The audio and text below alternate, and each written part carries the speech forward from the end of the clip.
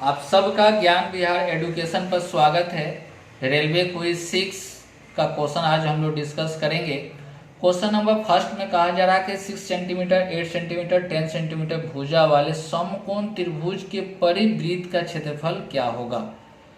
तो परिवृत्त के लिए समकोण जब त्रिभुज देता है तो वैसे केस में त्रिज्या निकालने के लिए कर्ण बटा 2 होता है, हाइपोटेनस बाय 2 होता है। तो कर्ण क्या होता है, सबसे बड़ी भुजा होती है। तो सबसे बड़ी कौन है, तो 10 है, 10 है।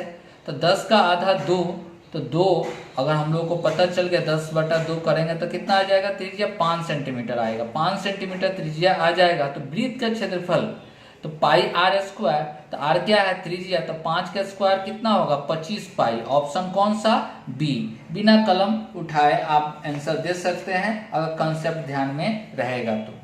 अगर जिनको नहीं समझ में आए फिर से देखेंगे कि कोई एक वृत्त है, इसके अंदर समकोण त्रिभुज है, समकोण त्रिभुज है। तो समकोण त्रिभुज है तो ये 6 है, ये 8 है। तो यहाँ पर देखिए ये कितना दिया हुआ, 10 दिया हुआ है। तो हम लोग प्रॉपर्टी से जानते हैं कि ये अगर यहाँ पर 90 डिग्री अगर है तो ये क्या हो गया, व्यास होता है। क्या होता है, व्यास होता है। तो व्यास होता है तो त्रिज्या निकालने के लिए हम लोग क्या पढ़े हैं, तो व्यास बटा 2, 10 बटा 2 5 होगा। और वृत्त का क्षेत्रफल अगर निकालेंगे, वृत्त का परिवृत्त का क्षेत्रफल या वृत्त का क्षेत्रफल निकालेंगे तो कितना होता है, पाई आर स्क्वायर होता है। तो पाई 5 के स्क्वायर तो 25 पाई आपका आंसर। क्वेश्चन नंबर 2, के लिए वह मान ज्ञात करें जिसके लिए एक्स स्क्वायर प्लस 5 के एक्स प्लस एक्स के स्क्वायर प्लस 5 एक्स प्लस 2 से पूर्णतः विभाजित हो, डिविजेबल हो, लेकिन एक्स प्लस 3 से विभाजित नहीं हो। तो दोनों कंडीशन में हम लोग को के का वैल्यू निकालना है। तो जब पूर्णतः विभाजित हो, एक्स प्लस 2 पूर्णतः विभाजित हो इससे, तो हम लोग क्या मानते हैं, इक्वल टू 0 में 0 मान लेते हैं। तो x का वैल्यू कितना आ गया, -2। x का वैल्यू क्या, -2। जैसे हम लोग x का वैल्यू यहाँ पर -2 पुट करेंगे तो -2 x² plus 5k -2 plus k square plus 5 equal to कितना पुट करते हैं, 0। तो यहाँ पर k² और -5 दूना 10 k और ये 4 और 5 कितना, 9 इक्वल टू क्या, 0। तो हम लोग को यहाँ पर ब्रेक करेंगे तो कितना आएगा, -9 -1 में। तो k का वैल्यू ऐसे केस में आपका आ गया +9 और +1। ये आप लोग फैक्टर करने के लिए यहाँ पर साइन को क्या कर दिया जाता है, चेंज करके लिख दिया जाता है। फिर दूसरा केस के लिए अगर देखा जाए क्वेश्चन में x प्लस 3 से पूर्णतः विभाजित नहीं हो, लेकिन हम लोग विभाजित फाइंड आउट करते हैं। इक्वल टू में क्या पुट करेंगे, 0। तो x इक्वल टू कितना, -3 पुट करेंगे। तो अगर पुट करते हैं -3 तो -3 का square plus 5k -3 plus k square plus 5 equal to कितना, तो 0। तो यहाँ पर k स्क्वायर -15k प्लस 9 और 5 कितना, 14 इक्वल टू 0। इसको ब्रेक करेंगे तो -14 -1। तो k का वैल्यू यहाँ पर 14 और प्लस कितना आ गया, 1 आ गया। तो अगर 1 लेकर चलेंगे, इसमें वैल्यू 1, यहाँ पर भी वैल्यू 1 आ रहा है इस केस में, x प्लस 2 के केस में, और x प्लस 3 के केस में भी 1। अगर 1 लेकर चलेंगे तो 1 लेकर अगर चलते हैं तो ये आपका x प्लस 2 से भी डिविजेबल हो जाएगा और x प्लस 3 से भी डिविजेबल हो जाएगा अगर k का वैल्यू 1 लेकर चलेंगे। तो इसके लिए भी वैल्यू आ रहा है, इसके लिए वैल्यू आ रहा है, ठीक है। लेकिन क्वेश्चन में कहा जा रहा है कि इससे डिविजेबल नहीं होना चाहिए। तो 1 भी नहीं होगा, 14 भी नहीं होगा, तो 1 तो नहीं होगा। तो आंसर क्या हो जाएगा, k इक्वल टू 9 आपका आंसर होगा, जो कि ऑप्शन कौन सा, बी आपका सही दिया जा रहा है। नेक्स्ट क्वेश्चन, क्वेश्चन नंबर 3 अच्छा क्वेश्चन है। देखिए क्वेश्चन नंबर 3 में कहा जा रहा है एक नल टंकी को 25 मिनट में भर सकता है और एक अन्य नल टंकी को 50 मिनट में खाली कर सकता है। इफिशियंसी देख रहे हैं यहाँ पर क्या है, दुगुना। आपका इसका समय कम लगता है, इफिशियंसी क्या है, डबल है इसका। यदि वे दोनों नल एक साथ खोल दिया जाए तो टैंक को भरने में कितना समय लगेगा। तो इफिशियंसी इसका 2 है, इसका 1 हो जाएगा। तो आप देख रहे हैं कि दोनों एक साथ काम करेगा तो एक इफिशियंसी से, तो 50 इसका आंसर डायरेक्ट आप दे सकते हैं। अगर नहीं समझ में आए तो यहाँ पर देखिए, ए भरने वाला है, पॉजिटिव सेंस है तो 25 मिनट का टाइम लेता है, और बी निगेटिव सेंस से खाली करने वाला तो 50।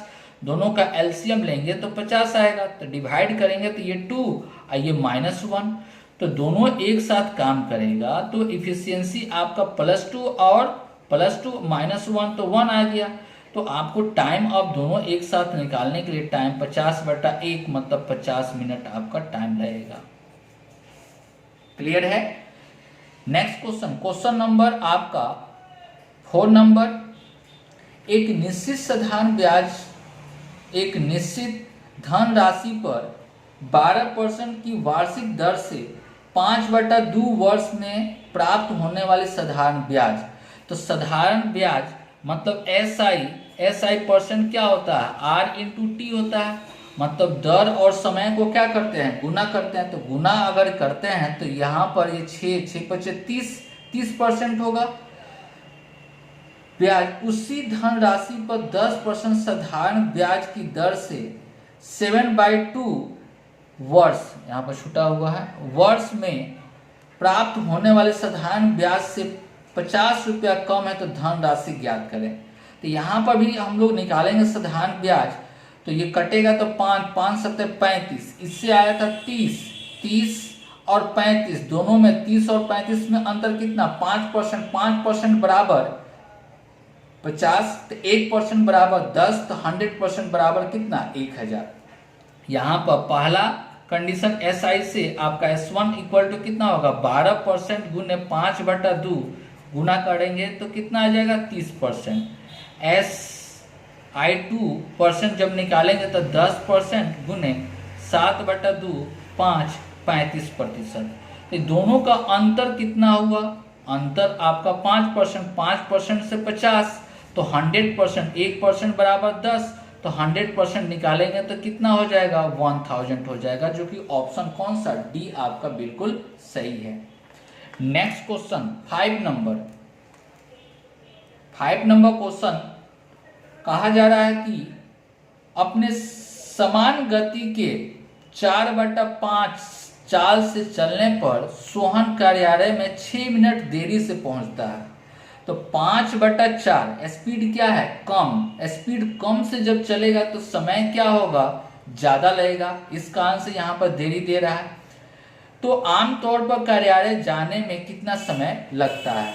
इस तरह का केस के लिए आप लोग पढ़े होंगे कि समय निकालने के लिए, सामान्य समय निकालने के लिए, समान समय निकालने के लिए P/P डिफरेंस की बड़ा में से छोटा को घटाकर इनटू लेट, देरी या पहले, लेट या बिफोर टाइम से हम लोग क्या करते हैं, मल्टीप्लाई करते हैं।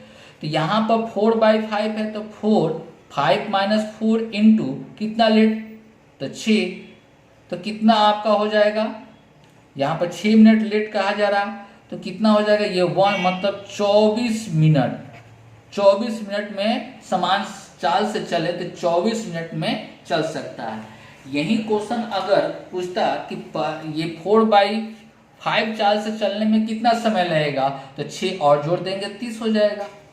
तो ये आपका तरीका आपका अच्छा है, ठीक है, ट्रिक बेसिस पर है, जल्दी से आपका सोल्व हो जाएगा। नहीं तो और भी इसका तरीका होता है, जो बेसिक कंसेप्ट और भी कंसेप्ट होता है, जो चैप्टर जब चालू करेंगे तो उसमें आप लोग देख सकते हैं। ऐसे केस के लिए, इस तरह का क्वेश्चन के लिए आपका 4 तरीका से बनाया जा सकता है। तो जब चैप्टर चालू करेंगे तो वहां पर हम लोग पूरा डिटेल इसके बारे में पढ़ेंगे। Next question 6 number coordinate geometry से है। यदि ए और बी -2 और 2 - 4 क्रमशः है, दो बिंदु है, यहाँ पर ए के लिए -2 कोऑर्डिनेट दिया गया है और बी का जो दिया गया है 2 और -4 दिया गया है।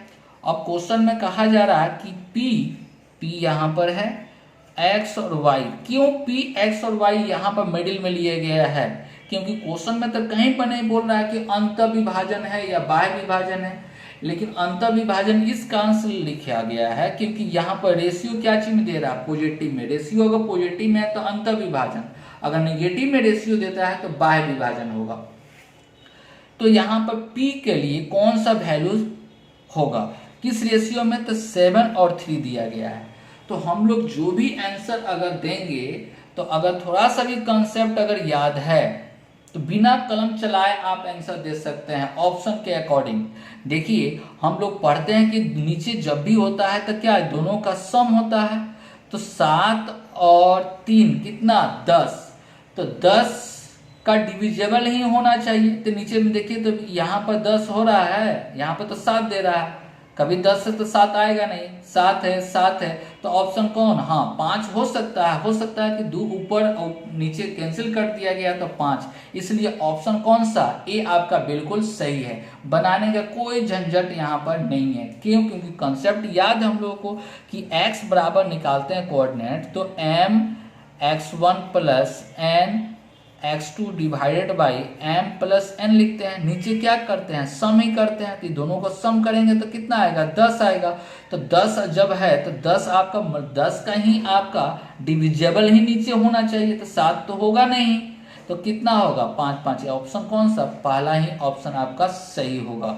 बनाते हैं तो यहाँ पर x का वैल्यू अगर निकालते हैं तो 7 दूना 14 और यहाँ पर हो जाएगा -6 बटा, दोनों को जोड़ देंगे तो 10 हो जाएगा, तो 8 बटा 10 4 बटा 5। y का वैल्यू निकालेंगे तो 7 28 -28 और -6 डिवाइड बाई 10, तो जोड़ेंगे तो -34 बटा कितना 10 कैंसिल हो जाएगा तो -17 बटा 5 हो जाएगा। तो यही आपका आंसर हो रहा, ऑप्शन कौन सा, तो ए आपका बिल्कुल सही है। नेक्स्ट क्वेश्चन, क्वेश्चन नंबर आपका 7 में कहा जा रहा है कि सीता पेन की एक निश्चित संख्या 7 रुपया में 8 खरीदती है। 8 खरीदी है कितना रुपया में, तो 7 रुपया में, और 5 रुपया में 6 की दर से बेचती है। 6 बेचती है कितना रुपया में, 5 की दर से। तो हम लोग क्या जितना खरीदे उतना बेचे, अगर ये दोनों को इक्वल कर दें तब हम लोग इफेक्टिव इक्वल होगा। तो ये दोनों को इक्वल करने के लिए 24 एलसीएम, तो 3 से गुना, इसको 4 से गुना, तो ये भी 24 होगा, ये भी 24 होगा। इसको बराबर करना तो 3 से गुना करेंगे तो इधर भी 3 से गुना करेंगे तो कितना हो गया 21 हो गया, और 4 से गुना करेंगे तो कितना हो गया 20। अब डायरेक्ट यहाँ पर खरीदा गया कितना में 21 में, बेचा गया है 20 में, तो हानि होगा। तो हानि प्रतिशत अगर निकालना हो तो कितना का हानि, 1 बटा आपका कितना 21 गुने 100% के क्या होगा, हानि होगा। तो ऑप्शन को देखा जाए तो ऑप्शन कौन सा, बी बिल्कुल सही होगा। नेक्स्ट क्वेश्चन 8 नंबर आपका हाइट एंड डिस्टेंस से है। 7 मीटर ऊंचे एक प्लेटफॉर्म के ऊपर से एक टावर जिसकी ऊंचाई 47 मीटर है का उन्नयन कोण 30 डिग्री है, तो टावर का प्लेटफॉर्म से कितनी दूरी पर स्थित है। बहुत आसान क्वेश्चन है।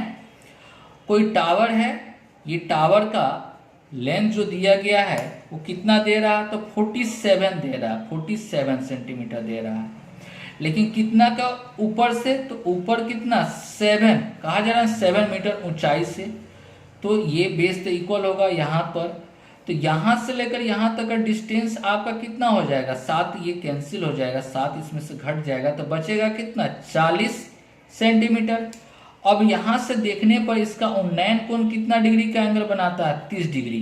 तो हम लोग क्या पुट करते हैं, tan 30 का वैल्यू कितना 1/√3, तो ये आपका लंब है 1, ये कितना हो गया √3, तो 1 टेंस टू कितना 40, 1 रेशियो बराबर 40 सेंटीमीटर, तो √3 यही ना आपका दूरी हुआ, तो √3 टेंस टू कितना हो जाएगा 40, √3 आपका आंसर जो कि ऑप्शन बी में दिया गया है। नेक्स्ट क्वेश्चन 9 नंबर थोड़ा सा कैलकुलेटिव है, क्योंकि ऑप्शन इस तरह से दे दिया गया है कि आपको कहा जा रहा है कि सोल्व करना पड़ेगा, लेकिन फिर भी यहाँ पर थोड़ा सा देखेंगे। x इक्वल टू दिया गया है √7 - 1 और √6 - 1 √6 + 1 और y इक्वल टू दिया गया है √6 + 1 और √6 - 1। तो ये क्या है, इसका इन्वर्स है। देखा जाए ये क्या है, इन्वर्स है। क्यों? क्योंकि इसको लिख सकते हैं 1/√6 - 1 और √6 + 1। तो ये वैल्यू क्या है, x। तो y इक्वल टू कितना लिख सकते हैं, 1/x। तो यहाँ पर x इंटू वाई का मतलब क्या होगा, x इंटू 1/x कैंसिल होगा, कितना वैल्यू 1। x इंटू वाई का वैल्यू कितना आएगा 1। अब देखिए हम लोग को सोल्व क्या करना है, तो 3, इस दोनों में से 3 कॉमन कर लेते हैं, तो x² + y² लिख सकते हैं। अब +5xy डिवाइडेड बाई 3xy और माइनस में लिखा हुआ है -5xy लिखा हुआ है।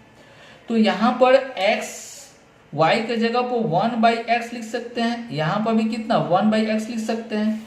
तो अगर x इक्वल टू, इसको लिखा जा सकता है कंजुगेट से ऊपर नीचे अगर गुना कर दें माइनस होगा, तो कितना हो जाएगा, ये होल स्क्वायर हो जाएगा। तो 6 और 1 कितना 7 - 2 रूट कितना 6 डिवाइडेड बाई 6 में से 1 गया तो कितना 5। तो y इक्वल टू हम लोग को यहाँ पर प्लस दिया गया है, तो 7 + 2√6 डिवाइडेड बाई 5। तो x + y का वैल्यू निकालेंगे तो ये तो माइनस कैंसिल हो जाएगा, तो साथ साथ कितना हो जाएगा 14/5। मतलब आप लिख सकते हैं x + 1/1/x इक्वल टू कितना 14/5। 14/5। तो स्क्वायर का फॉर्मूला हम लोग जानते हैं कि x + 1/x equal to a, तो x² + 1/x² equal to a² - 2।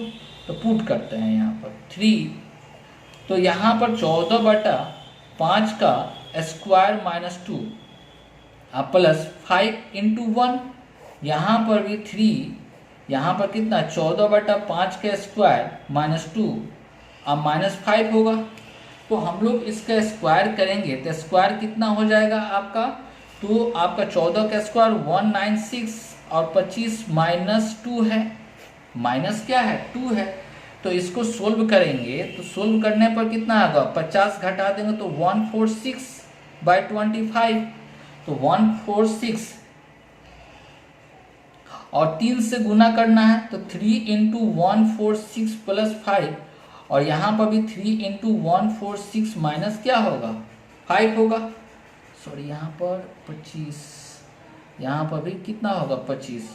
तो गुना करेंगे तो यहाँ पर 75 हो जाएगा, जोड़ेंगे तो कितना आ जाएगा, गुना जब करके हम लोग लिखेंगे तो 563 डिवाइड बाई 25 डिवाइड बाई यहाँ पर 75, तो हो जाएगा 313 डिवाइड बाई 25 कैंसिल हो जाएगा, तो 563 डिवाइड बाई 313 आपका यही आपका आंसर हो गया, जो कि ऑप्शन कौन सा बी।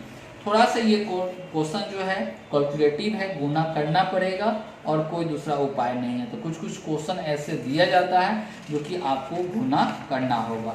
नेक्स्ट क्वेश्चन नंबर 10, इसमें ऑप्शन छूट गया है। इजी तरीका से सबसे पहले हम लोग ब्रैकेट के अंदर भी हम लोग किसका हम लोग सबसे पहले सोल्व करते हैं, जो रैंकिंग जो दिया जाता है, बार जो दिया गया है। तो यहाँ पर 7 और 3 को गुना सबसे पहले करेंगे तो कितना हो जाएगा 21, इसको डिवाइड कर देंगे तो कितना हो जाएगा 5, और 5 इसमें से घटा देंगे तो 18 से 19 में डिवाइड करेंगे तो कितना आएगा 5, इसको घटा देंगे तो 17 से 119 को डिवाइड करेंगे तो कितना बार में 7, इसका आंसर यही आपका आंसर है। अगर किसी भी स्टूडेंट को अगर कोई भी समस्या है, दिक्कत है, तो आप कमेंट बॉक्स में लिखिए, और जो भी क्वेश्चन आपका पर्सनल प्रॉब्लम है तो वो टेलीग्राम को भी ज्वाइन कर सकते हैं। टेलीग्राम का नाम है ज्ञान विहार एडुकेशन, उसको भी ज्वाइन करके आप उसमें अपना पर्सनल क्वेश्चन भी आप रख सकते हैं, जिसका सॉल्यूशन आपको मिल जाएगा। चलिए, ओके, थैंक यू।